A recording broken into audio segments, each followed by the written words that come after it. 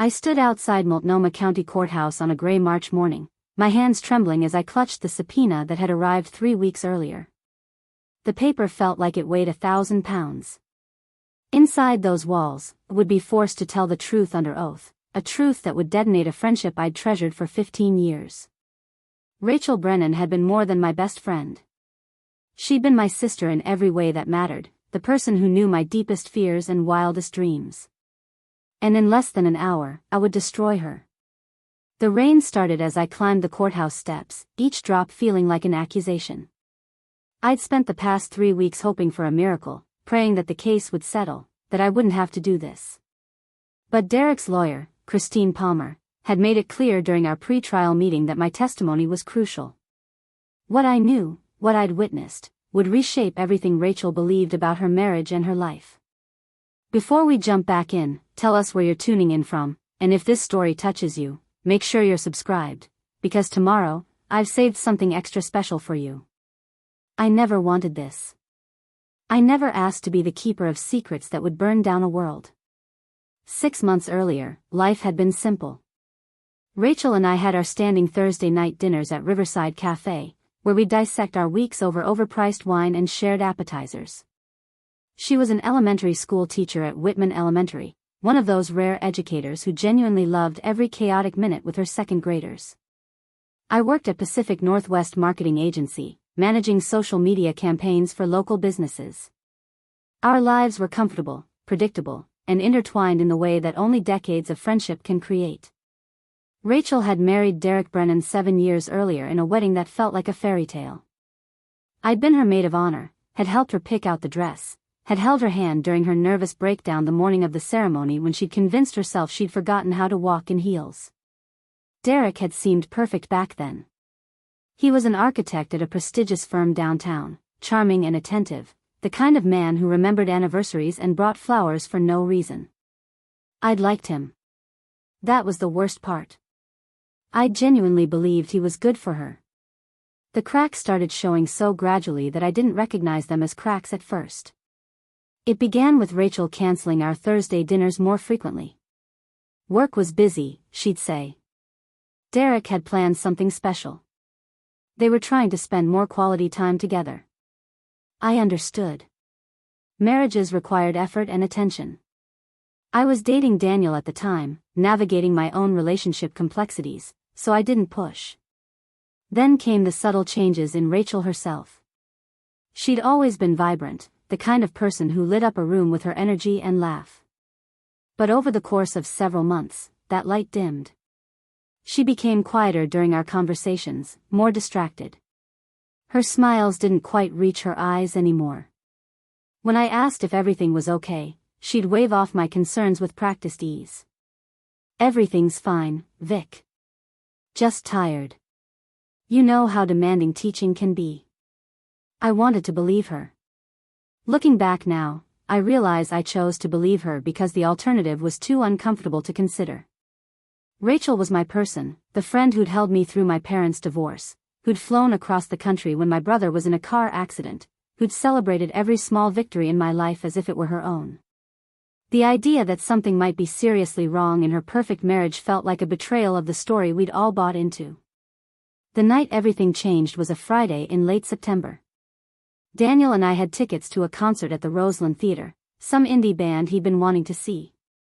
We were walking to our car when I heard raised voices coming from the parking garage across the street. The argument was loud enough to echo off the concrete walls, angry and raw in a way that made pedestrians quicken their pace to avoid involvement. I wouldn't have paid attention except I recognized one of the voices. Derek's architectural firm was in the building above that parking garage. I'd picked Rachel up there for lunch dozens of times. I knew his voice, knew the particular cadence of his speech when he was frustrated. But this wasn't frustration. This was fury. Daniel noticed my hesitation and followed my gaze toward the garage entrance. "We should go," he said softly, recognizing the wisdom in not inserting ourselves into someone else's domestic dispute. But I couldn't move. Something about the situation felt wrong in a way I couldn't articulate. Then I heard Derek's voice clearly, the words carrying across the distance with devastating clarity. I don't care what you thought this was. You knew I was married. You knew the terms. My stomach dropped. Daniel's hand tightened on mine as we both processed what we'd heard. A woman's voice responded, too quiet for me to make out the words, but the pleading tone was unmistakable. Derek's response was cold and dismissive. This is done. Delete my number. If you contact me again, I'll make sure you regret it. We stood frozen as Derek emerged from the garage, straightening his tie with the casual confidence of a man who'd just handled an inconvenient problem. He didn't see us. He walked to his car, a sleek BMW that Rachel had been so proud of when he'd bought it last year, and drove away into the evening traffic. Daniel and I missed the concert. Instead, we sat in our car for an hour while I tried to process what we'd witnessed. Maybe it wasn't what it sounded like, I kept saying, grasping for alternative explanations that would preserve my understanding of Rachel's marriage. Maybe it was a work thing. A client dispute. Something innocent that just sounded bad out of context. But Daniel, ever the rational engineer, had simply asked the question I didn't want to face. When was the last time you heard someone tell a work contact to delete their number and threaten them if they made contact again? I drove to Rachel's house the next morning, my mind made up to tell her what I'd heard. She deserved to know. If there was even a chance that Derek was being unfaithful, she had a right to that information. Our friendship demanded honesty, even when that honesty was painful. Rachel answered the door in her weekend clothes, yoga pants and an oversized sweatshirt, her hair pulled back in a messy bun. She looked tired but smiled when she saw me. I'd brought coffee and pastries from her favorite bakery, an offering meant to soften the blow of what I needed to say. We sat in her kitchen, the same kitchen where we'd planned her wedding, where we'd celebrated promotions and mourned disappointments, where we'd laughed until we cried over stupid inside jokes that no one else would understand. The morning light streaming through the windows made everything feel deceptively peaceful. I need to tell you something, I began, and I could hear the tremor in my own voice. It's about Derek. Rachel's expression shifted immediately, a wall coming down behind her eyes. Whatever she'd been expecting me to say, this wasn't it. She set down her coffee with deliberate care, and I watched her shoulders tense. What about Derek? I told her everything. The parking garage, the argument, the words we'd heard. I tried to be gentle but thorough, leaving nothing out because she deserved the complete truth. As I spoke, I watched emotions flicker across her face. Shock, disbelief, hurt, and then something I hadn't expected. Anger. At me. You're telling me you eavesdropped on a private conversation and now you're making accusations about my husband? Her voice was cold in a way I'd never heard directed at me before. I wasn't eavesdropping, I said carefully. We were walking down the street and heard an argument. Rachel, the things he said. You heard part of a conversation out of context, she interrupted. You don't know what was happening. You don't know the full story. Then tell me the full story, I pressed. Help me understand what innocent explanation could possibly fit what we heard. Rachel stood abruptly, wrapping her arms around herself in a defensive posture. Derek has been under enormous stress at work. There's a difficult client who's been making his life miserable. She's been calling at all hours, showing up at the office unannounced, making unreasonable demands. He's been trying to establish boundaries. The explanation was plausible enough to create doubt, convenient enough to feel rehearsed. I wanted desperately to believe her, to accept this version of events that preserved the integrity of her marriage and our friendship. Has he told you about this client? I asked. Of course he has. We tell each other everything. But even as she said it, something in her expression told me she didn't quite believe it herself. There was a fragility to her certainty, like a glass sculpture that would shatter at the slightest pressure. I left that morning with an uneasy truce between us. Rachel had defended her husband, and I had planted a seed of doubt that I knew would grow whether she wanted it to or not. Our friendship felt strained in a way it never had before, weighted down by unspoken suspicions and uncomfortable truths. Over the following weeks, I tried to return to our normal rhythm. Thursday dinners resumed, though they felt different now. Rachel talked about school with the same enthusiasm, shared funny stories about her students, asked about my work and my relationship with Daniel. But there was a performance quality to it all, as if we were both acting out the roles of best friends rather than actually being them. I noticed things I'd previously overlooked. The way Rachel would tense when her phone buzzed with a message from Derek. How she'd sometimes stare off into space during our conversations, clearly miles away in her own thoughts. The careful way she talked about her marriage, emphasizing the good moments with an insistence that felt like she was trying to convince herself as much as me. Daniel advised me to let it go. You told her what you heard. You were a good friend. Now it's up to her what she does with that information. He wasn't wrong. I couldn't force Rachel to see what she wasn't ready to see. But I couldn't let it go either. Not completely. It started small, a nagging voice in the back of my mind during idle moments. What if there was more? What if the parking garage incident wasn't isolated? I told myself I was being protective, that any good friend would want to be certain their best friend wasn't being deceived. Preparing and narrating this story took us a lot of time, so if you are enjoying it, subscribe to our channel, it means a lot to us. Now back to the story. The truth was more complicated. Part of me needed to know if I'd been right, if my instincts had been sound. Part of me couldn't bear the thought that Rachel might be living a lie while I stood by and did nothing. And part of me, the part one wasn't proud of, was hurt by her dismissal of my concerns and wanted vindication. I didn't hire a private investigator initially. That felt too dramatic, too much like something from a television show rather than real life. Instead, I just paid attention. When Rachel mentioned Derek working late, I'd sometimes drive past his office building. When she said he was traveling for work, I'd check his social media, looking for inconsistencies. For a month, I found nothing. Derek's routine seemed exactly as Rachel described it. He worked long hours, came home tired, occasionally traveled for client meetings. Maybe I really had misunderstood what I'd heard in the parking garage. Maybe Rachel's explanation had been accurate, and I was turning into a paranoid friend who saw problems where none existed. Then came the night I saw him at the Sterling Room. I was there for a work dinner, entertaining a potential client who had expensive tastes and specific ideas about where business should be conducted. The restaurant was downtown, upscale in that carefully curated way that Portland establishments manage to be, equal parts sophisticated and unpretentious. Our table was near the back, giving us privacy for our discussion. Derek walked in just as our appetizers arrived. He was dressed impeccably as always, but what caught my attention was the woman with him. She was younger than Rachel, probably late 20s, with the kind of calculated beauty that came from personal trainers and expensive salons. They were seated at a table across the restaurant, angled in a way that gave them their own intimate corner. I barely heard my clients pitch about their marketing needs. All my attention was focused on Derek and his companion. The way he leaned in when she spoke, the casual intimacy of his hand covering hers on the table, the laugh he gave at something she said. This wasn't a business dinner. The body language was too familiar, too comfortable, speaking to a relationship that had developed over time.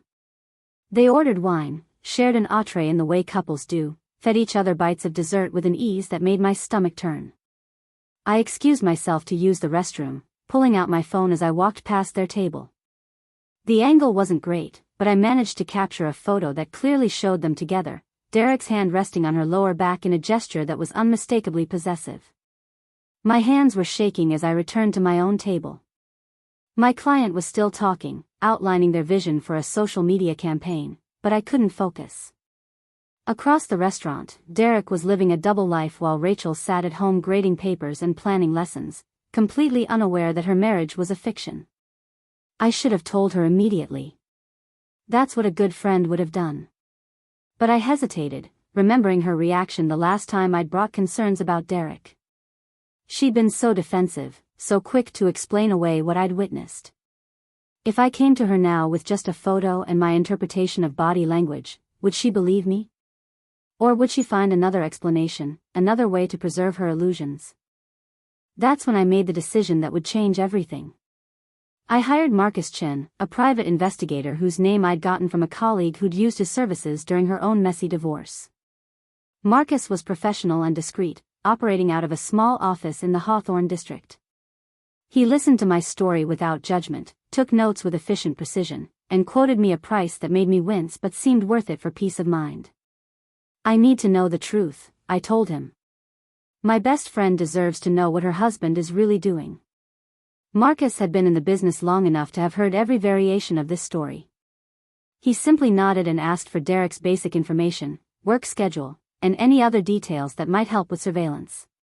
The investigation took 3 weeks. Marcus was thorough, documenting Derek's movements with the kind of meticulous attention that left no room for ambiguity.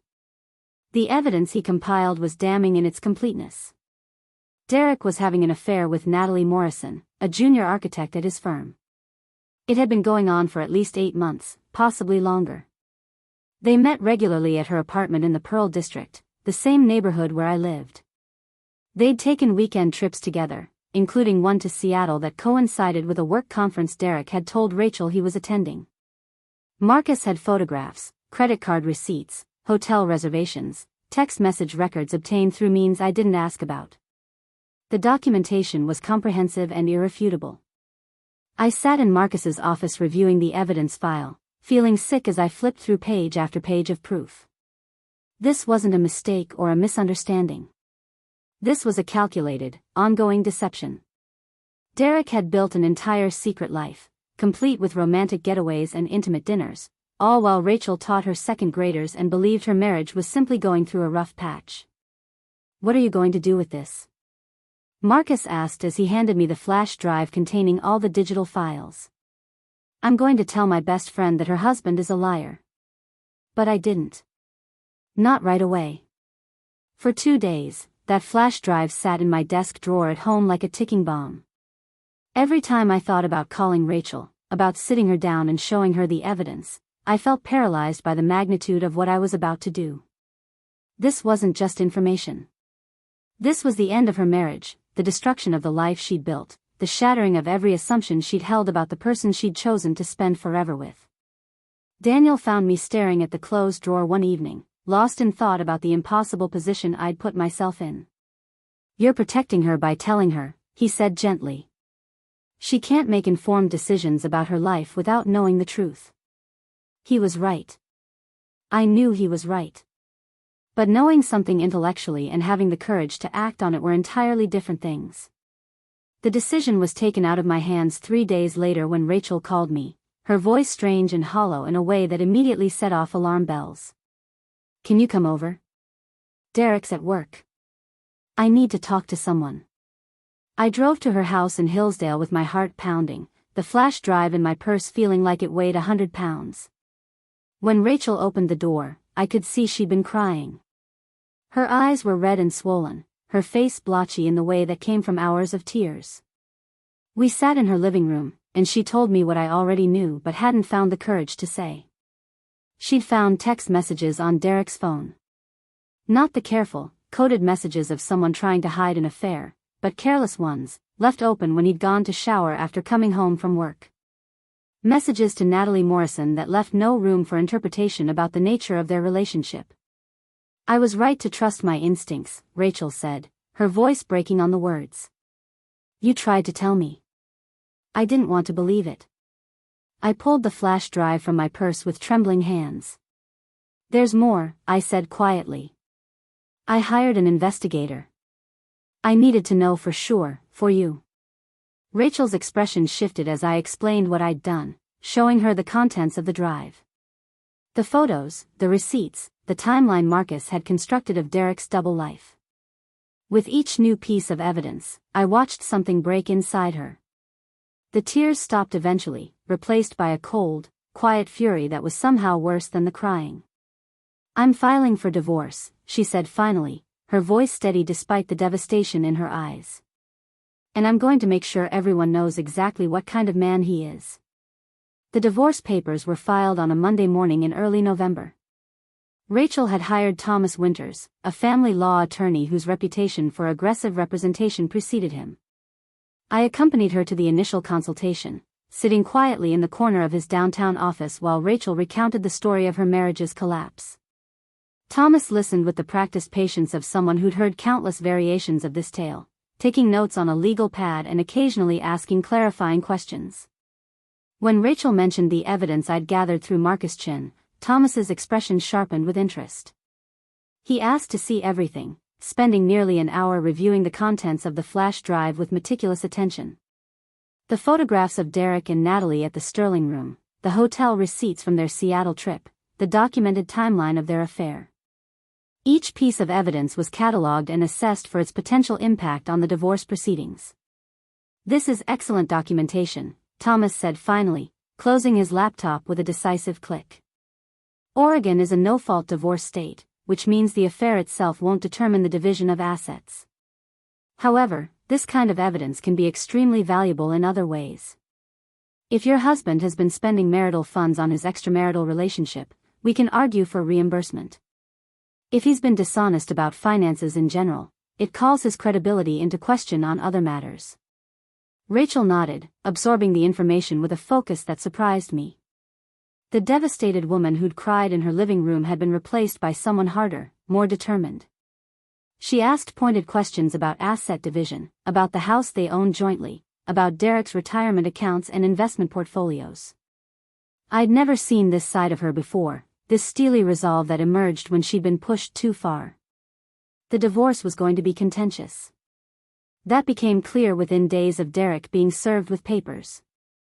He hired Christine Palmer, a lawyer known for her scorched-earth approach to family law. Christine's strategy became immediately apparent through the flurry of motions and counterclaims that flooded Thomas's office.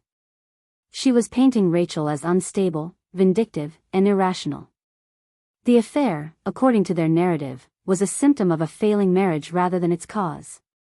Derek had been driven into Natalie's arms by Rachel's emotional distance and controlling behavior. It was a masterful reframing of reality, and it made me furious. Rachel and I spent countless hours at Thomas's office, going through financial records and preparing for depositions. The process was exhausting and invasive, every aspect of their marriage dissected and analyzed for legal advantage. Bank statements revealed that Derek had indeed been spending significant amounts of marital funds on his affair. Expensive dinners, hotel rooms, jewelry purchases that Rachel had never received. Thomas compiled it all into a comprehensive accounting that painted a damning picture of financial betrayal alongside the emotional one. I was subpoenaed in late December, just before the holidays. The document arrived at my apartment via courier, official and impersonal. I was being called to testify about what I'd witnessed in the parking garage, about hiring Marcus Chin, about my knowledge of Derek's affair. Christine Palmer wanted me on the stand, and I had no legal right to refuse. Rachel called me that evening, her voice tight with stress. "I'm sorry you're being dragged into this. I never wanted you to have to testify." I would have volunteered anyway, I assured her. Someone needs to tell the truth about what Derek's been doing. But even as I said it, I felt a creeping unease about what testifying might actually entail. Court testimony wasn't like having a conversation with a friend. It was a formal proceeding with rules and procedures, with lawyers trained to extract information and twist words to serve their clients' interests. Christine Palmer would be questioning me, and she had no reason to make the experience pleasant. I met with Thomas 3 times to prepare for my testimony. We sat in a conference room at his office, going over every detail of what I'd witnessed and what I knew. Thomas played the role of hostile attorney, asking aggressive questions designed to rattle me, teaching me how to stay calm and focused under pressure. "She's going to try to make you look biased," Thomas explained during one of our sessions. "She'll suggest that you have some personal agenda, that you're not a credible witness because you're Rachel's best friend. You need to stick to the facts. Answer only what's asked. Don't volunteer additional information or try to explain beyond what the question requires." I understood the strategy intellectually, but the reality of implementing it under oath felt far more daunting. What if I said something wrong? What if my testimony somehow hurt Rachel's case instead of helping it? Daniel tried to reassure me during the weeks leading up to the trial. "You're just telling the truth. That's all anyone can ask of you." But even he seemed worried about the toll the process was taking. I'd become consumed by the divorce, spending every free moment helping Rachel prepare, reviewing documents, strategizing with Thomas. It had taken over my life in a way that was probably unhealthy, but I couldn't seem to step back. The trial was scheduled for early March, giving both sides time to complete discovery and prepare their cases. Rachel moved out of the house in January, unable to continue living with Derek while the divorce proceedings ground forward. She rented a small apartment in Selwood, a one-bedroom place that felt cramped and temporary compared to the house she'd left behind. I helped her move, carrying boxes of her belongings while Derek was at work, trying not to think about all the memories being packed away and abandoned. Derek had moved Natalie into the house within a week of Rachel leaving. The audacity of it was breathtaking. He wasn't even trying to maintain appearances anymore, wasn't bothering with the pretense of propriety. Rachel found out through a mutual acquaintance who'd driven past the house and seen Natalie's car in the driveway at 8 in the morning. The news had sent Rachel into a rage that resulted in a heated phone call with Derek and a series of angry text messages that Thomas later advised her to delete. "Don't give them ammunition," he warned. "Everything you say can and will be used against you. Stay calm, stay focused, and let the legal process work." But staying calm was easier said than done. Rachel was unraveling in small ways, the stress of the divorce manifesting in insomnia and weight loss. She threw herself into her teaching with almost manic energy, staying late at school to prepare elaborate lesson plans and classroom activities. Her second graders became her refuge, the only part of her life that still made sense and brought her joy. I tried to be supportive while managing my own anxiety about the upcoming testimony. Work suffered as I found myself distracted during meetings, unable to focus on marketing strategies when my mind was occupied with divorce proceedings. My boss at Pacific Northwest Marketing Agency pulled me aside one afternoon to express concern about my recent performance. I assured her it was temporary, that I was dealing with a personal situation that would resolve soon. She'd been understanding but firm in her expectations that my work quality needed to improve. The weeks before the trial were filled with a strange sort of limbo.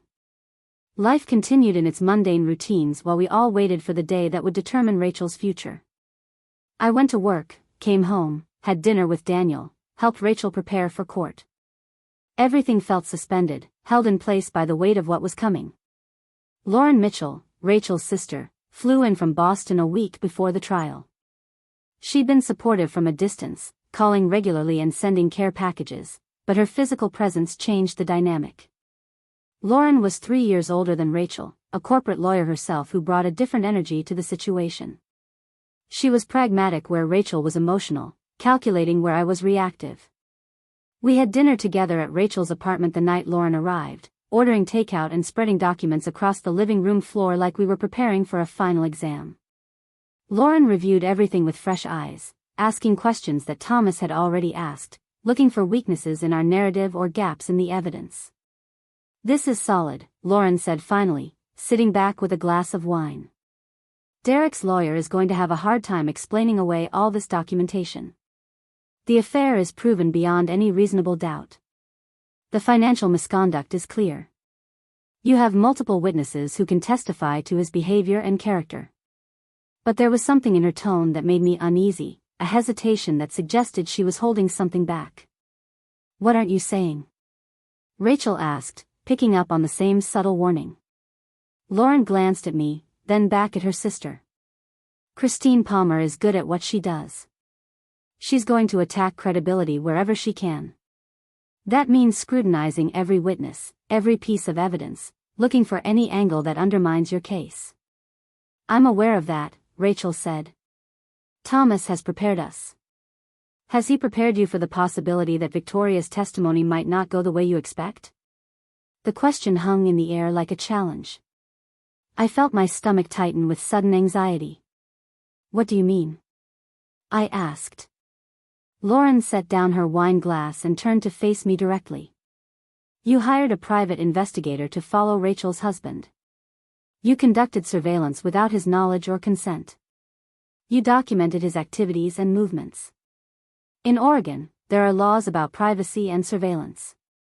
Christine Palmer could argue that you violated Derek's privacy rights, that the evidence you gathered is tainted by improper methods.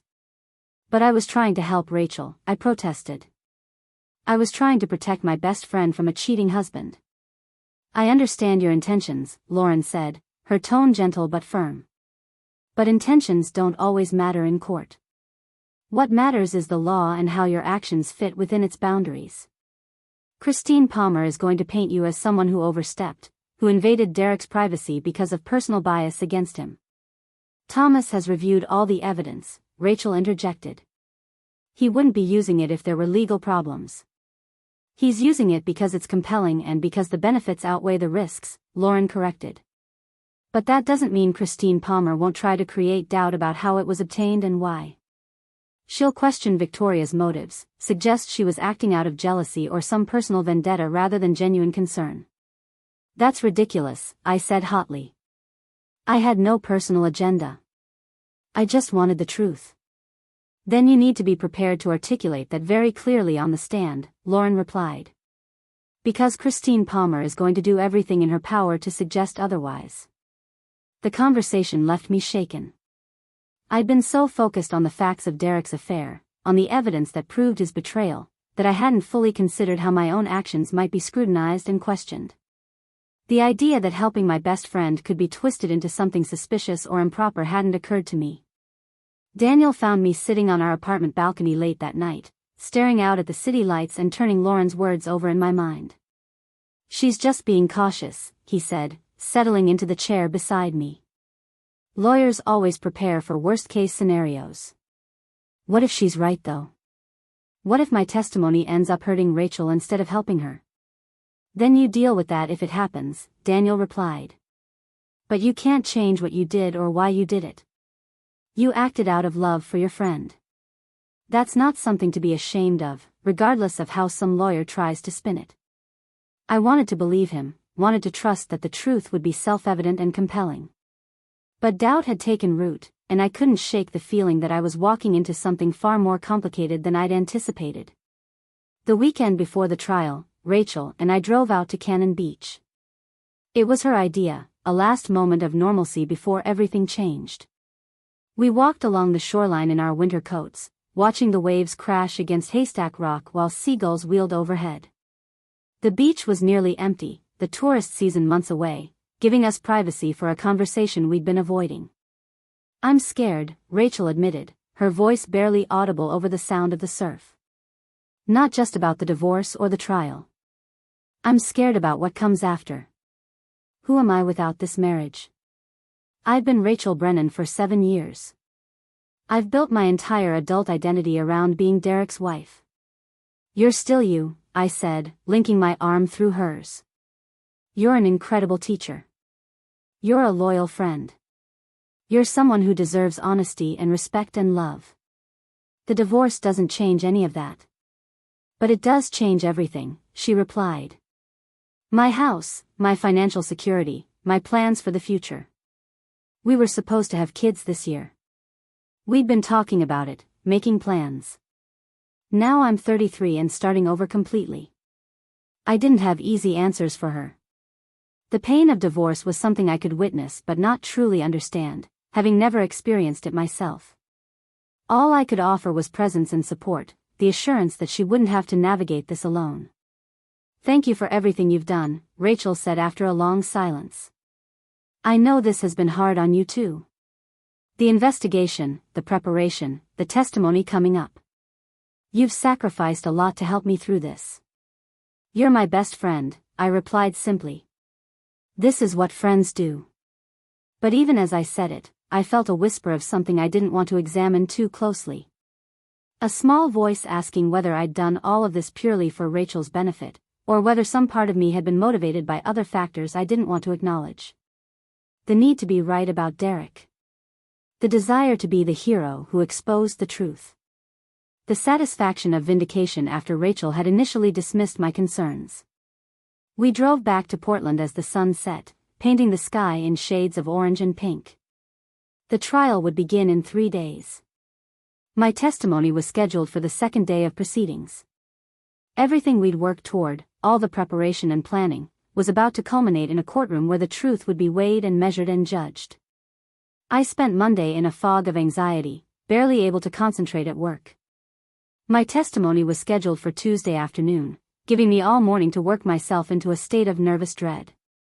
Thomas had advised me to dress professionally but not formally, to appear as the concerned friend rather than a calculating witness. I'd chosen a navy dress and simple jewelry, clothes that felt like armor against the ordeal ahead. Daniel offered to come to the courthouse with me, but I declined.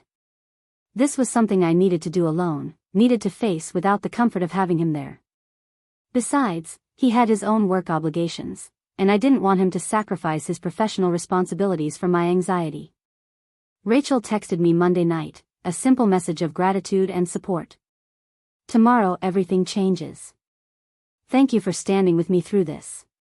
I love you." I replied with similar sentiments, trying to project a confidence I didn't feel. Then I spent the night tossing and turning, rehearsing my testimony in my mind, imagining all the ways it could go wrong. Tuesday morning arrived with cruel punctuality. I woke early, dressed with mechanical precision, and arrived at the Multnomah County Courthouse an hour before I needed to be there.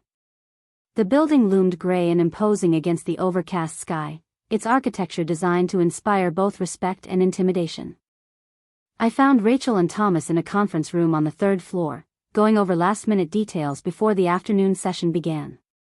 Rachel looked exhausted, the strain of the trial evident in the dark circles under her eyes and the tense set of her shoulders. We hugged briefly, and I felt her trembling slightly despite her attempts to project calm. "You're going to do great," she whispered. "Just tell the truth. Just tell the truth." It sounded so simple. But as I sat in the hallway outside the courtroom, waiting to be called, I couldn't shake the feeling that the truth was far more complicated than anyone wanted to acknowledge. Yes, Derek had cheated. Yes, he'd lied and deceived and betrayed his wife. Those facts were indisputable. But I'd also invaded his privacy, conducted surveillance, hired an investigator to follow him and document his activities. I'd made decisions about what information to gather and when to reveal it, decisions that had shaped the course of Rachel's marriage and divorce. My hands weren't entirely clean, even if my motives had been pure. The bailiff called my name at 2:15. I stood on unsteady legs and walked into the courtroom, acutely aware of every eye that turned to watch me enter. The judge sat elevated at the front, a woman in her late 50s with sharp eyes and an expression of professional neutrality. Derek sat at the defendant's table with Christine Palmer, his face carefully blank. Rachel was at the plaintiff's table with Thomas, her hands clasped tightly in front of her. I was sworn in, my hand on the Bible, my voice steadier than I'd expected as I promised to tell the truth, the whole truth, and nothing but the truth. Then I sat in the witness box, and Thomas Winters stood to begin his direct examination. The questions started gently, establishing my identity and my relationship to Rachel. How long had we been friends? How well did I know her marriage to Derek? Thomas's tone was conversational, designed to put me at ease and establish rapport with the jury. Then we moved into the substance of my testimony. The parking garage incident, what I'd heard Derek say that September evening. My conversation with Rachel afterward, her initial reaction and explanation. The night at the Sterling Room when I'd seen Derek with Natalie Morrison.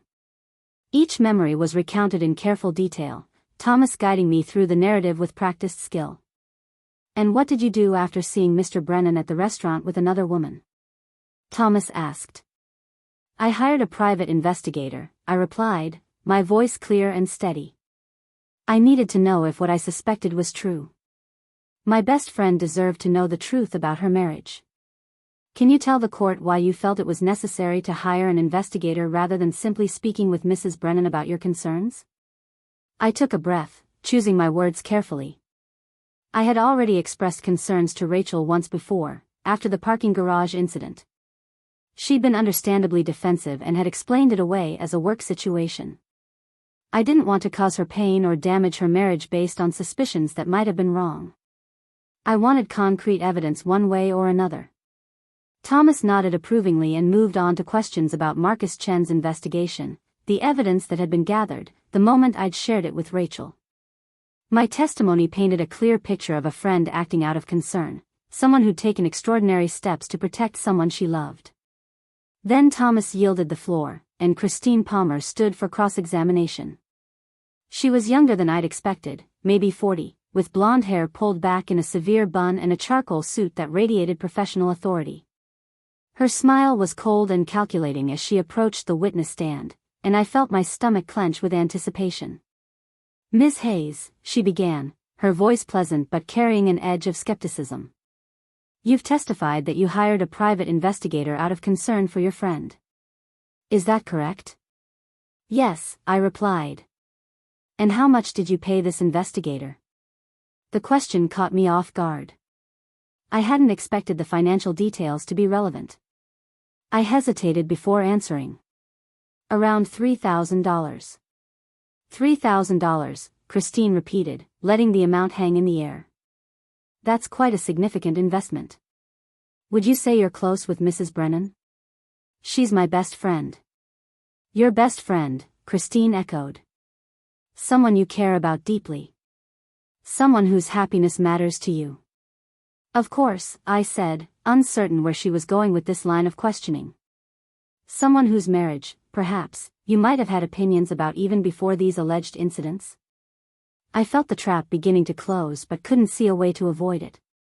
"I don't understand what you're asking." "Let me be more direct, Ms. Hayes. Did you like Derek Brennan?" The courtroom fell silent, everyone waiting for my answer.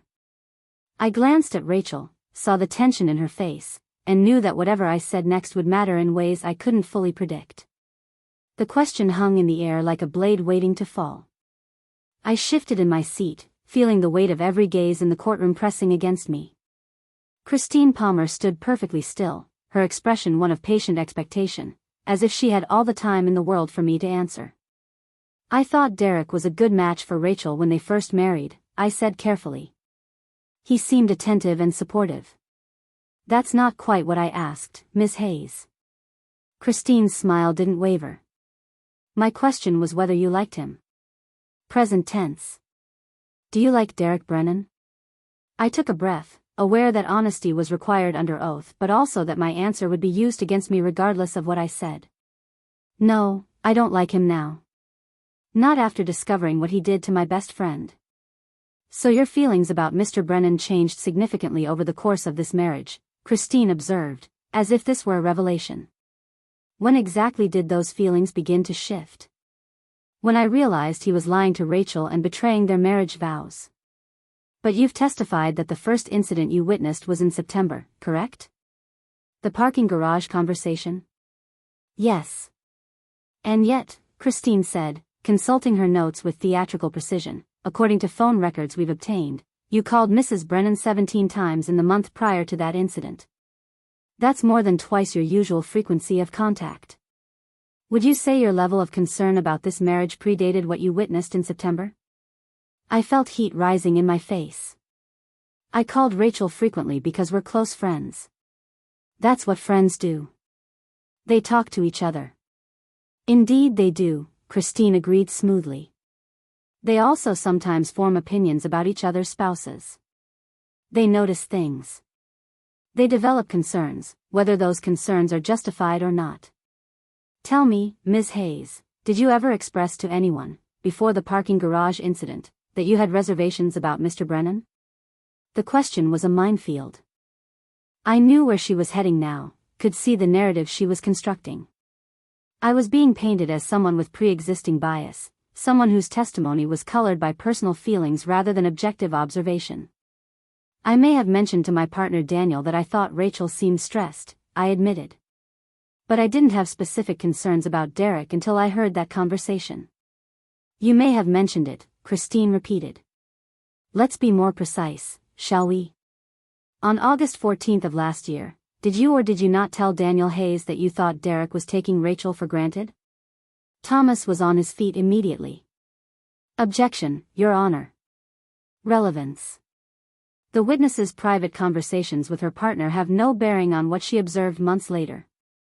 The judge, Judge Patricia Whitmore, considered this briefly before responding. "I'll allow it. The credibility and potential bias of the witness are relevant to evaluating her testimony." Overruled. Christine turned back to me with an expression of vindication. "Ms. Hayes, please answer the question." "I don't remember the specific date," I said, trying to maintain composure. But yes, I might have said something like that. Rachel had been canceling plans, seemed withdrawn. I was concerned about her well-being. So you had formed an opinion that Mr. Brennan was not treating your friend well before you witnessed any concrete evidence of infidelity, Christine pressed. You had already decided, on some level, that he was a problematic husband. I was worried about my friend's happiness, I countered. That doesn't mean I was biased. When I saw evidence of actual wrongdoing, I acted on it. You acted on it by hiring someone to follow Mr. Brennan without his knowledge or consent, Christine said, her tone hardening slightly. You paid $3,000 to have my client surveilled, photographed, and investigated. Did you obtain Mr. Brennan's permission for this surveillance? He was having an affair, I said, feeling my own anger rising. Why would he give permission to document his own infidelity? Please answer the question, Ms. Hayes. Did you obtain permission? No. Did you consult with any attorneys before hiring this investigator to ensure that your actions were legal? I consulted with Marcus Chen, who is a licensed professional, I replied. That's not what I asked, Christine said sharply. Did you consult with an attorney about the legality of conducting surveillance on my client? No, I admitted. So you took it upon yourself, based on your own judgment and without legal consultation, to hire someone to follow and document the activities of a private citizen, Christine summarized. You made this decision because you had already formed negative opinions about Mr. Brennan and wanted to find evidence to support those opinions. Thomas objected again, arguing that Christine was mischaracterizing my testimony, but I barely heard the legal back and forth. My heart was pounding, my carefully rehearsed answers evaporating under the pressure of Christine's interrogation. She was making me sound like a vindictive friend with a personal agenda, someone whose testimony couldn't be trusted because it was tainted by bias and improper methods. The cross-examination continued for another 40 minutes, each question designed to chip away at my credibility. Christine brought up the fact that I'd taken the photos at the Sterling room without Derek's knowledge. She questioned my decision to keep the investigation secret from Rachel initially. She suggested that my close friendship with Rachel made me incapable of objective observation. Every answer I gave seemed to be twisted into evidence of bias or improper behavior. By the time Christine finally said she had no further questions, I felt wrung out and defeated. Thomas conducted a brief redirect examination, trying to rehabilitate my testimony by emphasizing my genuine concern for Rachel and the legitimacy of what I discovered. But the damage had been done. I could see it in the jury's faces, the doubt that Christine had successfully planted about my motives and credibility. As I stepped down from the witness stand, I couldn't bring myself to look at Rachel. I'd come here to help her, to provide testimony that would support her case and expose Derek's betrayal. Instead, I'd been made to look like an interfering friend with questionable judgment and possible ulterior motives. I walked out of the courtroom with my head down, acutely aware that I'd failed in the one thing I'd been asked to do. Daniel was waiting in the hallway when I emerged. He stood immediately, reading the distress on my face, and pulled me into a hug without asking what had happened. I held on to him for a long moment, trying to steady my breathing and process what had just occurred. It was bad, I whispered. She made me look terrible. I'm sure it wasn't as bad as you think, Daniel said, but his tone lacked conviction. He knew me well enough to recognize when I was catastrophizing versus when something had genuinely gone wrong. Rachel appeared a few minutes later, Thomas trailing behind her. Her expression was carefully neutral, but I could see the strain around her eyes, the tight set of her jaw that indicated she was working hard to contain her emotions. Can we talk? She asked quietly. We found an empty conference room down the hall, the four of us crowding into a space designed for attorney-client consultations. Thomas closed the door behind us and leaned against it, his expression thoughtful but not as encouraging as I'd hoped. That was a challenging cross-examination, he began diplomatically. Christine Palmer is very skilled at creating doubt, even when the underlying facts remain unchanged. She made it sound like I had some personal vendetta against Derek, I said miserably. Like I was looking for reasons to destroy their marriage. She was doing her job, Thomas replied. Her goal is to undermine the credibility of witnesses who heard her client's case. Your testimony about what you observed remains valid, regardless of how she tried to characterize your motives. But what about the jury? Rachel asked, her voice tight with stress. What did they hear? Did they hear that Derek is a cheating liar, or did they hear that my best friend is a meddling busybody who invaded his privacy? Thomas hesitated, and in that hesitation, I saw the truth he didn't want to articulate. Both, probably. The evidence Victoria helped gather is still compelling. The photographs, the receipts, the timeline of the affair. That's all documented and verifiable. But Christine managed to introduce doubt about how that evidence was obtained and why. So my testimony hurt more than it helped, I said flatly. I wouldn't say that, Thomas hedged. But it's definitely more complicated now than it was before you took the stand. Rachel turned away, her hands clasped behind her head in a gesture of frustration. I could see her shoulders shaking slightly, the tremor of someone trying desperately not to break down in front of witnesses. I should go, I said quietly, standing up. I've done enough damage for one day. Victoria, wait, Rachel said, turning back toward me. Her eyes were wet, though no tears had fallen yet. This isn't your fault. You were trying to help. But I didn't help, I replied. I made things worse. Christine Palmer is going to use my testimony to argue that this whole case is built on biased observations and illegally obtained evidence. The evidence isn't illegal, Thomas interjected firmly. Marcus Chen is a licensed investigator who operated within the bounds of Oregon law. What Christine is doing is creating a smokescreen, making it seem like there are legal and ethical problems where none actually exist. The judge will instruct the jury on how to weigh the evidence appropriately. His words were meant to be reassuring, but they felt hollow. I'd been in that courtroom, had felt the shift in atmosphere as Christine systematically dismantled my credibility. Whatever instructions the judge eventually gave, the jury had already formed impressions that would be difficult to shake. I left the courthouse feeling worse than I had when I'd arrived. The morning's anxiety had been replaced by the crushing certainty that I'd failed Rachel in a fundamental way. My testimony, which was supposed to corroborate the evidence of Derek's affair and support Rachel's narrative, had instead become a liability that Derek's lawyer could exploit. Daniel drove us home in silence, respecting my need to process without forcing conversation. When we got back to our apartment in the Pearl District, I went straight to the bedroom and lay down, staring at the ceiling and replaying every moment of the cross-examination in my mind. All the ways I could have answered differently, all the traps I'd walked into despite Thomas's preparation. My phone buzzed repeatedly over the next few hours. Texts from Rachel, from Lauren, from mutual friends who'd heard about the trial and wanted to know how it had gone. I ignored them all, unable to face the task of explaining what had happened or accepting sympathy for a situation of my own making. It was evening when Daniel knocked softly on the bedroom door, entering with a cup of tea and a plate of food I hadn't asked for but probably needed. You have to stop beating yourself up, he said gently, setting the offerings on the nightstand. You told the truth under oath. That's all anyone can ask. The truth wasn't enough, I replied without looking at him. Christine Palmer made the truth sound like a lie. That's what good lawyers do, Daniel said. They take facts and spin them to serve their narrative. But the underlying facts don't change. Derek had an affair. You documented it. Rachel is divorcing him because of it.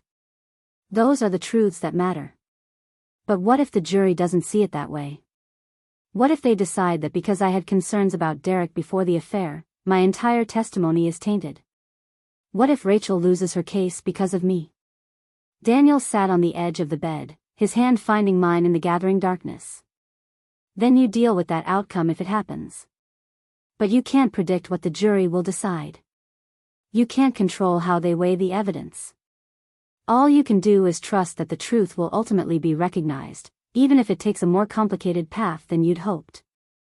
I wanted to believe him, wanted to have faith in the legal system and the jury's ability to see through Christine Palmer's manipulations. But doubt had settled into my bones, a cold certainty that I'd irreparably damaged Rachel's case by being a flawed witness with complicated motives. The trial continued for the rest of the week without me. Thomas called other witnesses to establish the timeline of Derek's affair, to document the financial misconduct, to paint a picture of a man who'd systematically deceived his wife while maintaining a facade of normalcy. Marcus Chin testified about his investigation, his professional credentials and methodical approach lending credibility that my emotional testimony had lacked. I followed the proceedings through Rachel's daily updates, each text message a brief summary of the day's testimony and developments. Derek had taken the stand on Thursday, admitting to the affair but characterizing it as a mistake born of loneliness and a deteriorating marriage. He'd been contrite and apologetic, accepting responsibility in a way that Thomas said was clearly coached to appear sympathetic to the jury. Natalie Morrison had testified on Friday, looking young and vulnerable in a way that probably generated sympathy despite being the other woman. She claimed not to have known Derek was married initially, said she'd been lied to just as much as Rachel had been. It was a strategic move that deflected some of the blame from Derek while acknowledging the affair's existence. Closing arguments were scheduled for Monday. The jury would deliberate and reach a verdict on the division of assets, on whether Derek's financial misconduct warranted reimbursement to Rachel, on all the practical matters that remained when love died and marriage dissolved into legal proceedings. Rachel called me Sunday evening, the night before closing arguments would begin. I almost didn't answer, still wrestling with my guilt over how my testimony had gone. But our friendship demanded that I pick up, that I be available even when I felt I'd forfeited the right to support her. "How are you holding up?" I asked, my voice sounding strange and formal to my own ears. "I'm exhausted," Rachel admitted. "This whole week has been brutal." Sitting there listening to Derek explain away his affair, watching Natalie cry on the stand like she's the victim in all this. I just want it to be over. "Tomorrow's the last day of testimony," I reminded her. "Then it's in the jury's hands." "Victoria," Rachel said after a pause, "there's something I need to tell you. Something that came up during Derek's testimony that I didn't mention in my updates."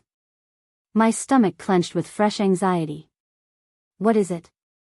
"Christine Palmer asked Derek about our friendship," Rachel said slowly.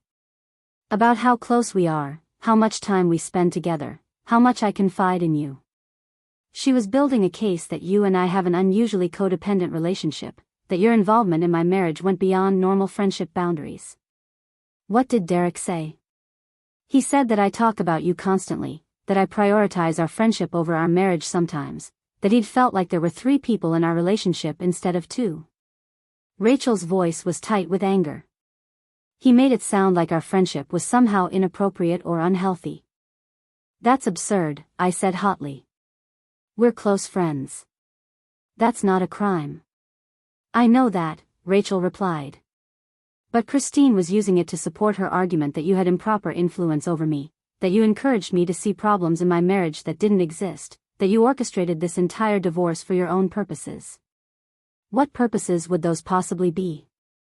"That's the part that really bothered me," Rachel said quietly. "During Derek's testimony, Christine implied that you might have romantic feelings for me. That your investment in my marriage failing was because you wanted me for yourself."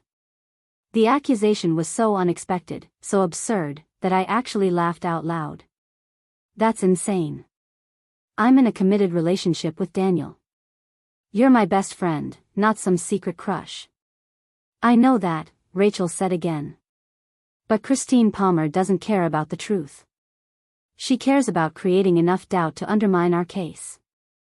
And apparently, suggesting that you have ulterior motives for wanting my marriage to end is part of her strategy." I felt sick.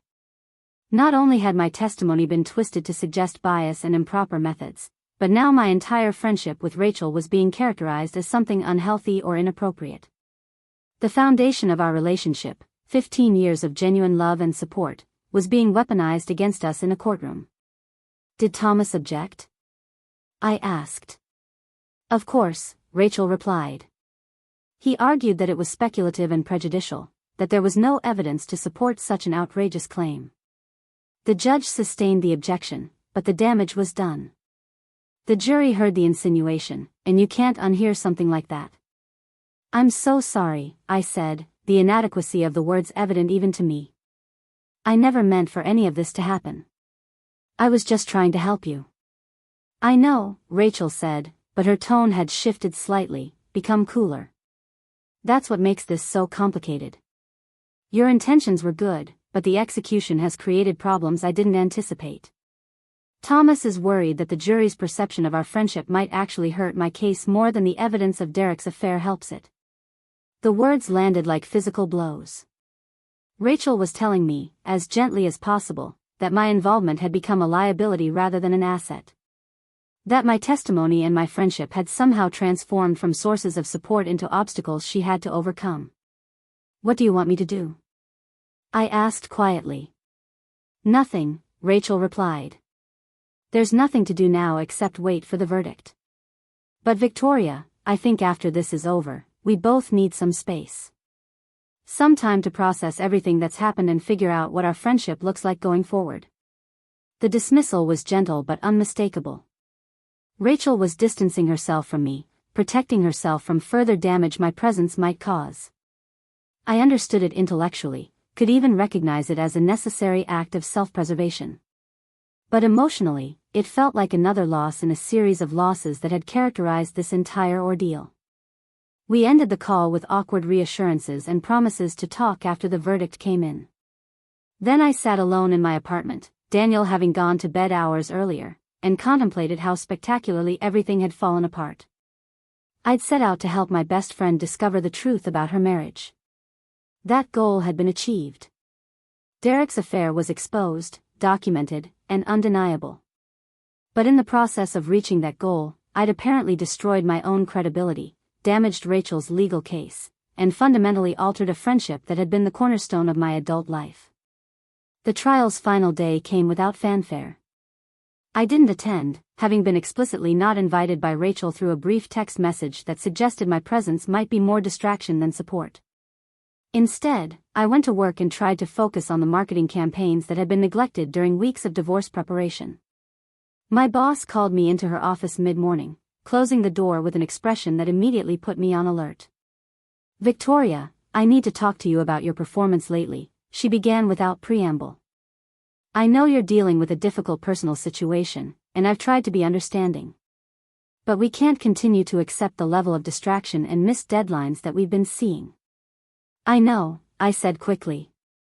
"The trial is over now. Things will get back to normal." "That's what you said a month ago," she countered. "And then again 2 weeks ago. I need concrete assurance that you're committed to this job, because right now, I'm not seeing that commitment." The performance review was deserved but felt like another kick while I was already down.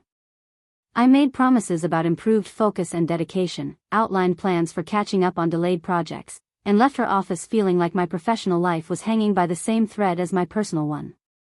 The jury deliberated for 3 days. 3 days during which I threw myself into work with desperate intensity, taking on extra projects and staying late at the office to prove my renewed commitment.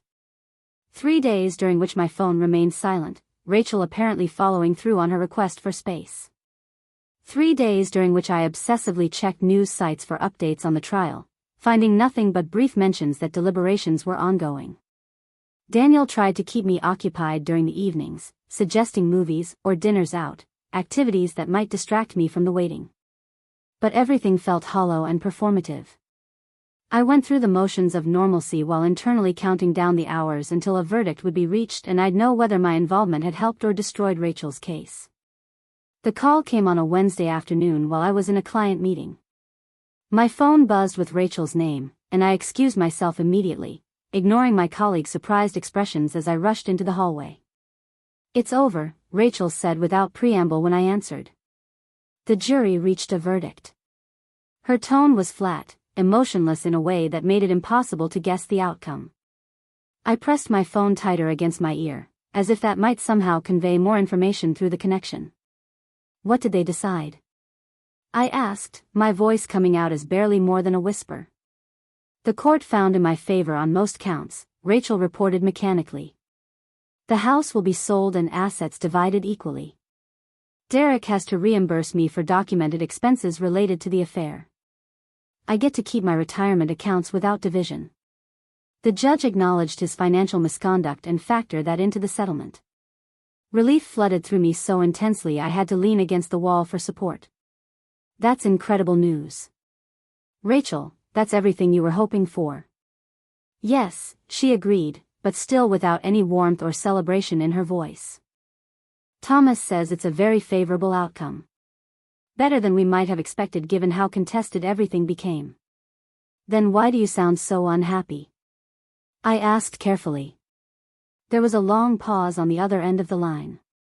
I could hear background noise, voices and movement that suggested Rachel was still at the courthouse, still surrounded by the machinery of legal proceedings even as the verdict brought them to a close.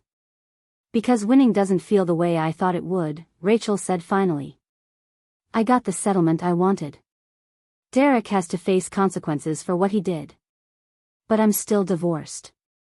I still have to start my life over. I still have to explain to my family and friends that my marriage failed. None of that changes just because the jury agreed that Derek was in the wrong. I understood what she was saying, could hear the exhaustion and disillusionment beneath her words. She'd spent months fighting for justice and vindication, and now that she'd achieved both, she was discovering they were cold comfort for the loss of the future she'd imagined. Can I come see you? I asked. Maybe we could get coffee and talk about everything. Another pause, longer this time. When Rachel spoke again, her voice was gentle but firm in a way that made my chest tighten with anticipation of rejection. Not today, Victoria. I need some time to process all of this. Thomas wants to meet about finalizing the paperwork, and then I just want to go home and sleep for about 15 hours. What about tomorrow then? Or this weekend? I don't know, Rachel said, and now there was a note of something else in her voice. Frustration, maybe, or impatience. I told you I needed space, and I meant it. This verdict doesn't change that. But it's over now, I protested. The trial is finished.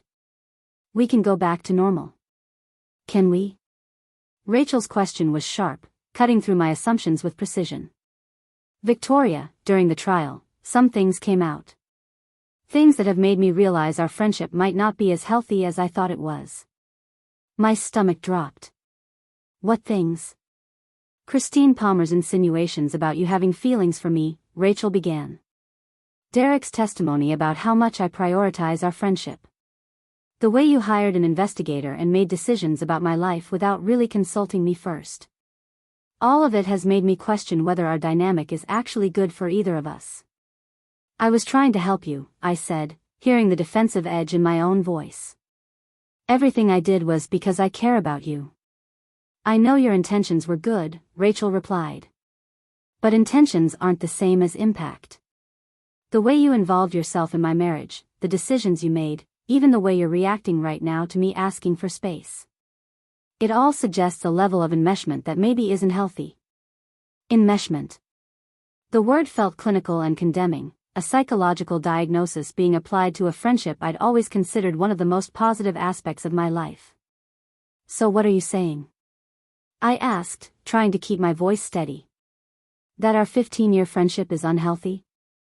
That everything we've been to each other means nothing because I tried to protect you from a cheating husband? I'm saying that I need time to figure out who I am outside of this marriage and outside of our friendship, Rachel said.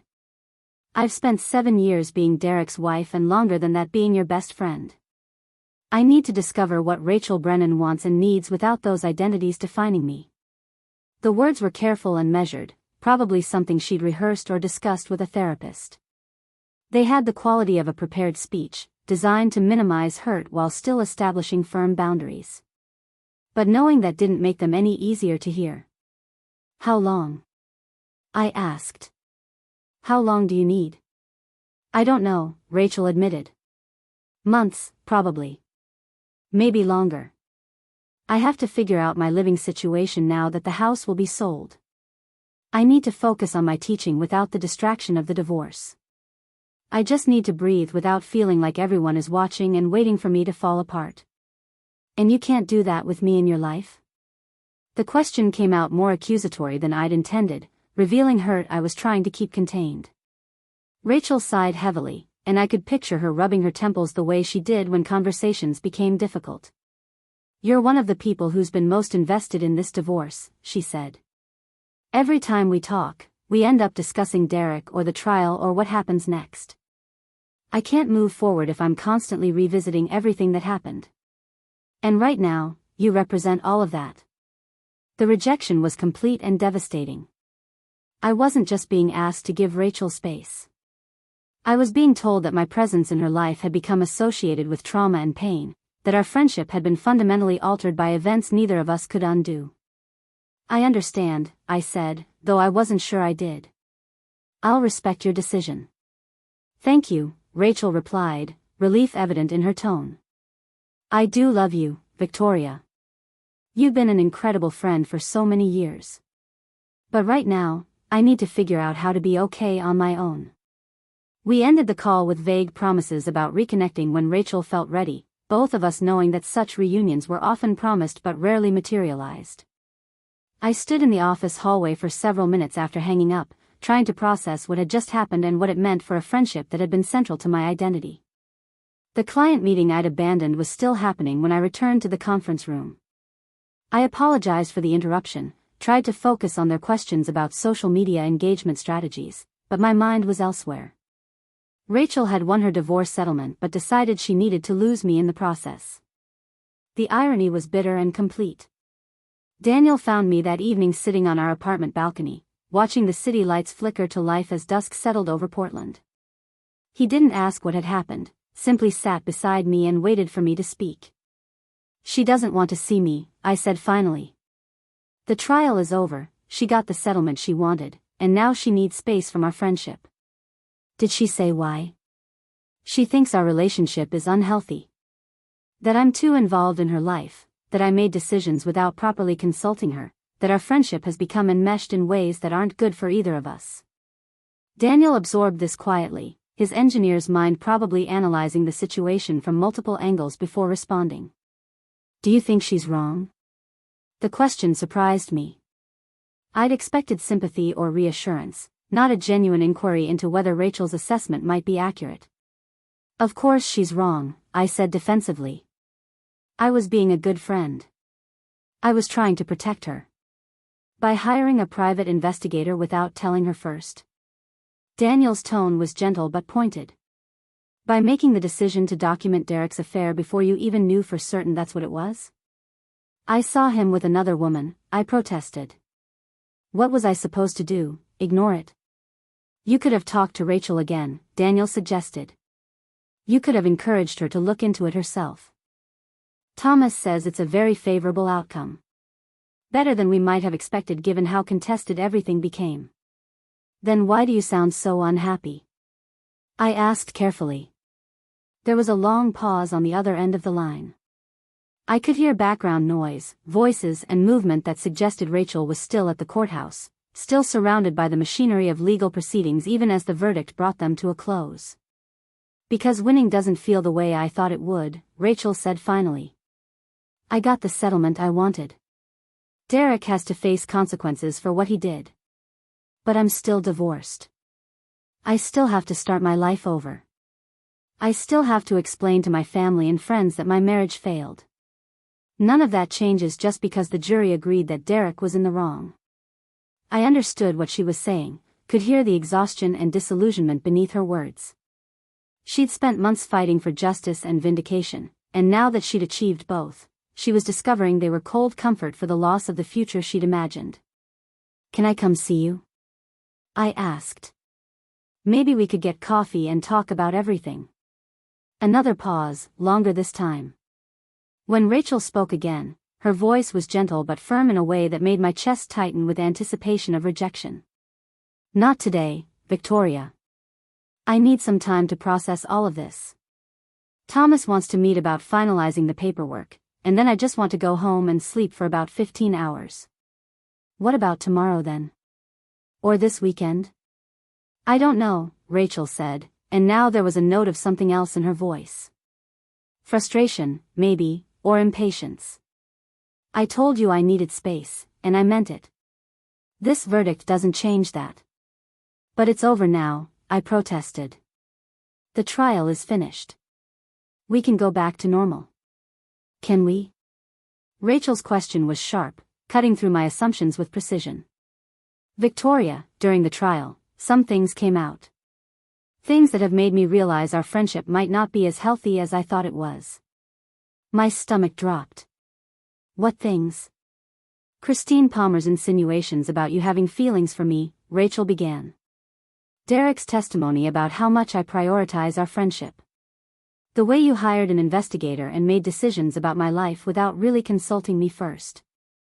All of it has made me question whether our dynamic is actually good for either of us. I was trying to help you, I said, hearing the defensive edge in my own voice. Everything I did was because I care about you. I know your intentions were good, Rachel replied. But intentions aren't the same as impact. The way you involved yourself in my marriage, the decisions you made, even the way you're reacting right now to me asking for space. It all suggests a level of enmeshment that maybe isn't healthy. Enmeshment. The word felt clinical and condemning, a psychological diagnosis being applied to a friendship I'd always considered one of the most positive aspects of my life. So what are you saying? I asked, trying to keep my voice steady. That our 15-year friendship is unhealthy? That everything we've been to each other means nothing because I tried to protect you from a cheating husband? I'm saying that I need time to figure out who I am outside of this marriage and outside of our friendship, Rachel said. I've spent 7 years being Derek's wife and longer than that being your best friend. I need to discover what Rachel Brennan wants and needs without those identities defining me. The words were careful and measured, probably something she'd rehearsed or discussed with a therapist. They had the quality of a prepared speech, designed to minimize hurt while still establishing firm boundaries. But knowing that didn't make them any easier to hear. How long? I asked. How long do you need? I don't know, Rachel admitted. Months, probably. Maybe longer. I have to figure out my living situation now that the house will be sold. I need to focus on my teaching without the distraction of the divorce. I just need to breathe without feeling like everyone is watching and waiting for me to fall apart. And you can't do that with me in your life? The question came out more accusatory than I'd intended, revealing hurt I was trying to keep contained. Rachel sighed heavily, and I could picture her rubbing her temples the way she did when conversations became difficult. You're one of the people who's been most invested in this divorce, she said. Every time we talk, we end up discussing Derek or the trial or what happens next. I can't move forward if I'm constantly revisiting everything that happened. And right now, you represent all of that. The rejection was complete and devastating. I wasn't just being asked to give Rachel space.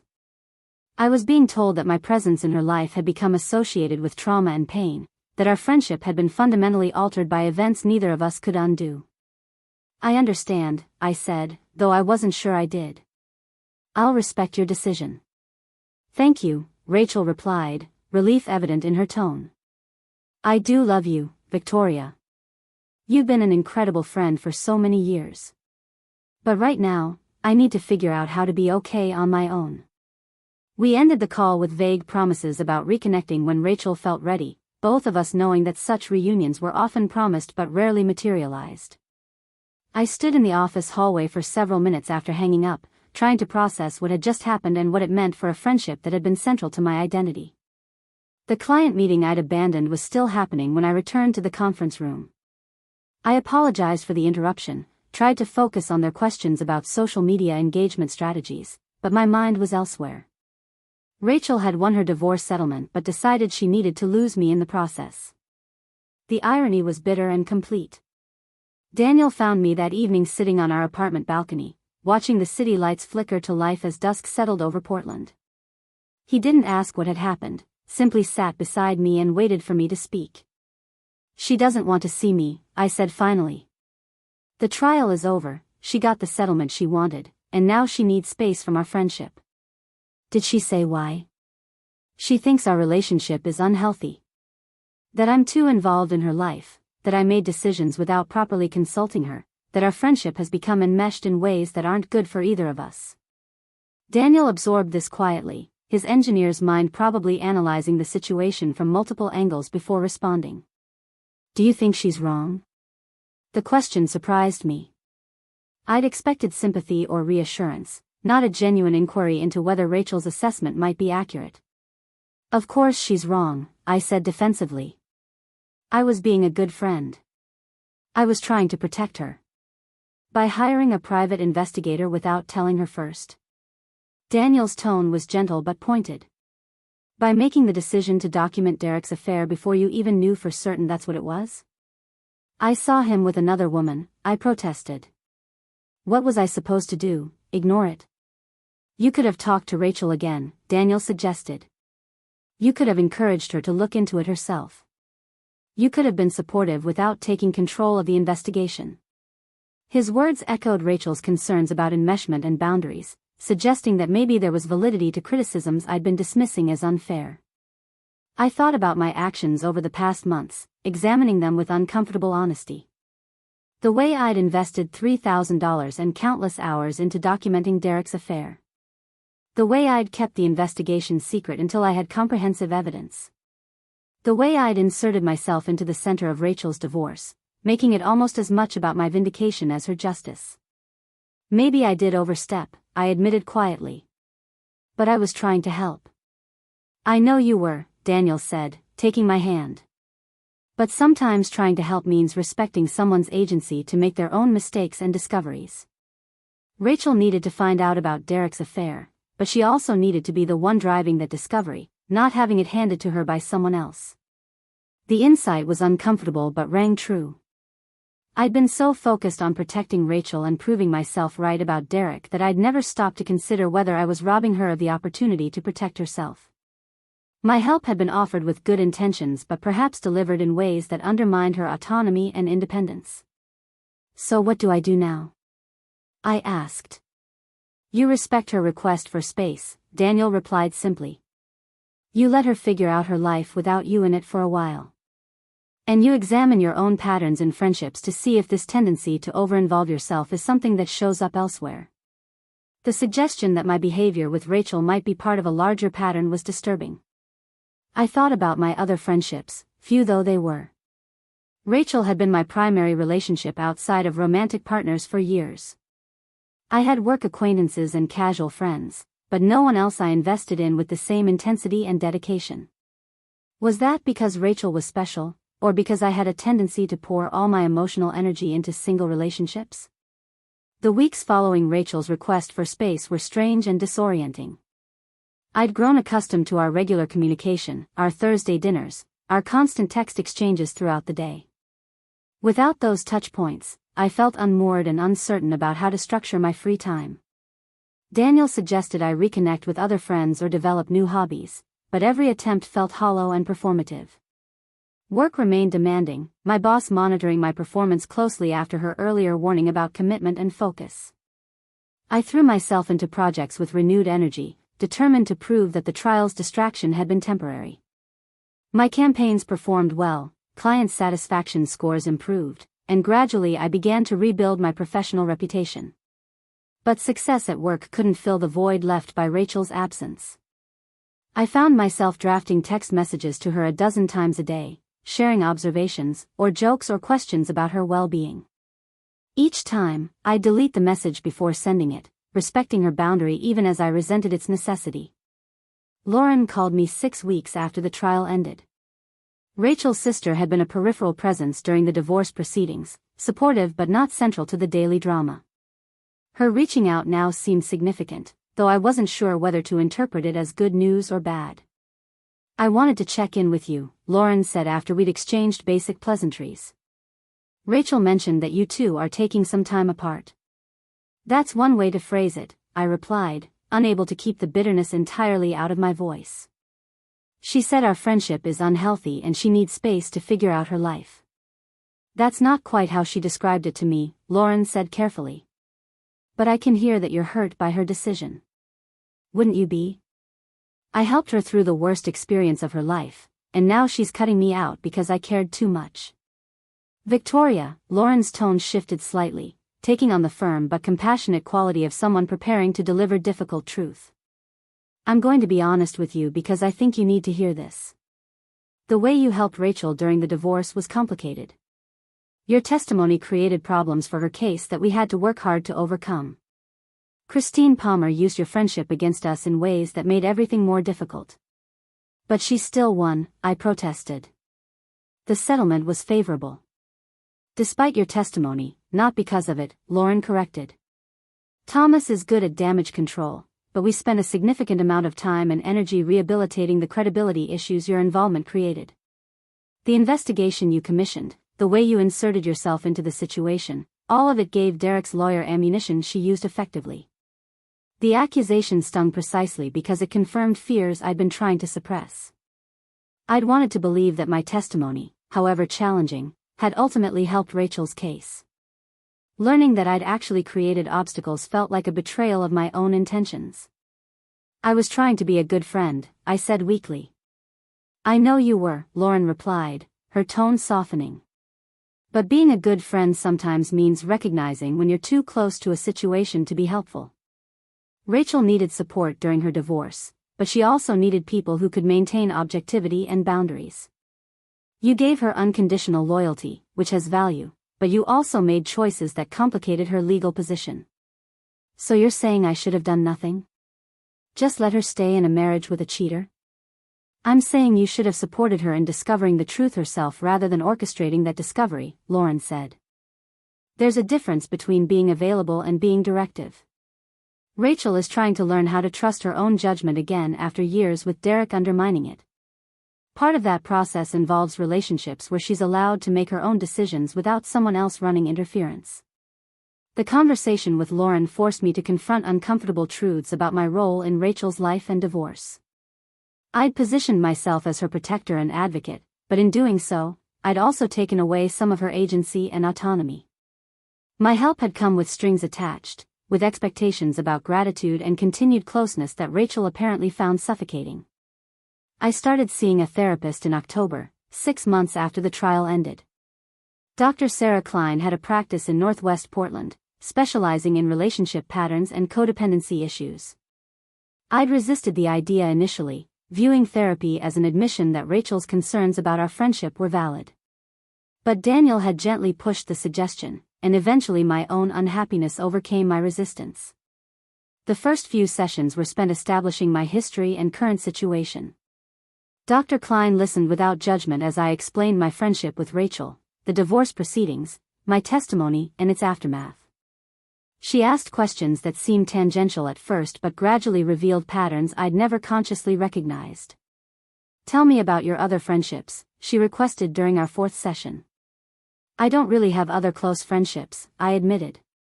Rachel was my person. I have work friends and Daniel, of course, but no one else I'm really close to. Why do you think that is? The question seemed obvious to me. Rachel and I had been friends for 15 years. That kind of connection doesn't come along often. It seemed greedy to expect multiple relationships of that depth. Or perhaps, Dr. Klein suggested gently, you invest so intensely in one friendship that there's no energy left for others. Sometimes when we put all our emotional resources into a single relationship, it's because we're trying to meet needs that shouldn't rest on one person's shoulders. The observation was uncomfortable but resonated with something I'd been reluctant to examine. Rachel had been my confidant, my entertainment, my emotional support, and my project all rolled into one person. When her marriage had problems, solving them had given me purpose and identity. Without that role, I felt lost and uncertain about my own value. Over the following months, therapy sessions helped me understand the patterns Dr. Klein had identified. I'd grown up as the oldest child in a household where I'd been responsible for my younger siblings' well-being. That caretaker role had shaped my approach to friendships, leading me to seek out relationships where I could be helpful and needed. Rachel's relatively chaotic life, with its drama and challenges, had provided perfect opportunities for me to fulfill that role. But healthy friendships, Dr. Klein explained, required reciprocity and boundaries. They couldn't function when one person consistently positioned themselves as the helper and the other as the one needing help. That dynamic created resentment and imbalance, regardless of how well-intentioned the helper's actions might be. Do you think Rachel will ever want to be friends again? I asked during a session in December. I don't know, Dr. Klein replied honestly. But I think the more important question is whether you'd be able to have a healthy friendship with her if she did reach out. Would you be able to respect her boundaries and autonomy? Could you allow her to make her own mistakes without intervening? The questions didn't have easy answers. I wanted to believe I could change my behavior, could learn to be supportive without being controlling. But recognizing a pattern and actually changing it were vastly different challenges. Christmas came and went without any word from Rachel. I saw from her social media, which I still checked with embarrassing frequency, that she'd spent the holidays with her family in Boston. She looked happy in the photos Lauren posted, relaxed in a way I hadn't seen her in years. Part of me was glad to see her thriving. Another part resented that she was apparently doing so well without me in her life. Daniel and I traveled to Seattle for New Year's Eve, celebrating with his colleagues at a party overlooking the Space Needle. As midnight approached and couples around us prepared for the traditional kiss, I found myself thinking about Rachel and wondering if she was somewhere equally festive, equally forward-looking.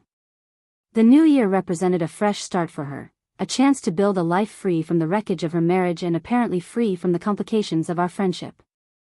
It was February when I finally saw Rachel again, though the encounter was entirely accidental. I was at a coffee shop in the Hawthorne district, meeting a client to discuss their spring marketing campaign. Rachel walked in just as I was wrapping up the meeting, her attention on her phone as she moved toward the counter to order. She looked different in ways I couldn't immediately quantify. Her hair was shorter, cut into a style that framed her face more sharply. She'd lost weight, though she'd never needed to, and carried herself with a confidence that seemed new or perhaps rediscovered. She was laughing at something on her phone, completely absorbed in her own world. I watched her order a latte and a pastry, debating whether to approach or quietly leave before she noticed me. The decision was taken out of my hands when Rachel turned from the counter and our eyes met across the crowded cafe. Recognition and surprise flashed across her face, followed by something harder to read. Not quite discomfort, but not the warmth of old friendship either. She hesitated for a moment, clearly weighing her options, before making her way to my table. "Victoria," she said, her tone carefully neutral. "I didn't know you came to this neighborhood." "Client meeting," I explained, gesturing to the now empty chair across from me. "How have you been?" "Good," Rachel replied, and it sounded genuine rather than performative. "Really good, actually. Teaching is going well. I moved into a new apartment in Selwood. Things are settling into a new normal." "That's great," I said, meaning it despite the complicated emotions her presence stirred up. "I'm glad you're doing well." An awkward silence fell between us, filled with all the words we'd left unsaid over the past months. Rachel shifted her weight, clearly torn between polite conversation and escape. "I've been thinking about you," she said finally. "Wondering how you've been handling everything." "I've been in therapy," I admitted. "Working on some patterns that probably needed attention." Rachel's expression softened slightly. "That's good. I've been seeing someone too. It's been helpful to process the divorce and everything that came with it." "Including our friendship?" The question slipped out before I could stop it, revealing more vulnerability than I'd intended to show. Rachel met my eyes directly, and I saw genuine sadness there mixed with resolve. "Including our friendship," she confirmed. "Victoria, you were such an important part of my life for so long. But I've come to realize that the way we related to each other wasn't always healthy for either of us." "I know," I said quietly. "My therapist has helped me see that too. The way I involved myself in your life and your marriage, the decisions I made without really giving you space to make your own choices. I'm sorry for that." Rachel accepted my apology with a small nod, but I could see she wasn't quite ready to absolve everything that had happened.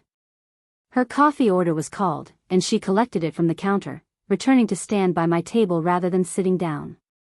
The physical distance felt symbolic of the emotional gap that had grown between us. "I appreciate you saying that," she said carefully. "And I'm not saying our friendship meant nothing or that I don't value what we had. But I think we both need to acknowledge that what we had wasn't sustainable in the way we were doing it." "Can I ask you something?" I ventured. "When you look back at everything that happened with the divorce and my testimony, do you wish I'd never gotten involved? That I'd just let you figure it out on your own?" Rachel considered the question thoughtfully, taking a sip of her latte before responding. "That's complicated. Part of me is grateful that you cared enough to investigate, that you helped me discover the truth about Derek before I wasted more years on that marriage. But another part of me resents that the discovery wasn't really mine. You handed me evidence of Derek's betrayal, and that took away my ability to choose how to handle my own suspicions and doubts. I never thought about it that way, I admitted. I just saw you suffering and wanted to fix it. I know, Rachel said with a sad smile. That's always been your instinct, to jump in and solve problems for the people you love. But sometimes people need to solve their own problems, even if they make mistakes along the way. That's how we learn to trust ourselves. Her words echoed what Dr. Klein had been telling me for months, but hearing them from Rachel gave them a weight that therapy sessions hadn't quite achieved. I'd been so focused on protecting her that I'd never stopped to consider whether my protection was actually undermining her growth and independence. So where does that leave us? I asked. Is there any possibility of rebuilding our friendship, or is this goodbye? Rachel's expression was thoughtful as she gazed out the window at the rainy Portland street. I don't think it's goodbye forever. But I'm not ready to jump back into the intensity we had before. Maybe someday we can find a different kind of friendship, one with healthier boundaries and more balance. But that's going to take time and probably more work on both our parts. I can accept that, I said, though the words hurt to speak. I want you to be happy and healthy, even if that means not having me in your life the way I used to be. Rachel reached out and briefly squeezed my hand, a gesture of affection that felt both familiar and distant. Take care of yourself, Victoria. Really work on those patterns your therapist is helping you with. Not just for me, but for you and for any future friendships you build. She left the coffee shop moments later, disappearing into the February rain with her latte and pastry. I sat alone at my table, watching her go and feeling the finality of the encounter settle over me. This wasn't the dramatic ending I'd feared, with anger and accusations. It was something quieter and perhaps more painful, a gentle acknowledgement that our friendship, as it had existed, was over. The months that followed brought gradual acceptance and healing. I continued therapy, working on recognizing when I was trying to control situations or people under the guise of helping. I made efforts to develop other friendships, to spread my emotional investments across multiple relationships rather than concentrating everything into one person. It was awkward and uncomfortable at first, but slowly I began to build a more balanced social life. Daniel and I got engaged in June, a development that brought its own set of questions about healthy relationships and boundaries. Planning a wedding forced me to confront my tendencies to take over projects and make decisions for others.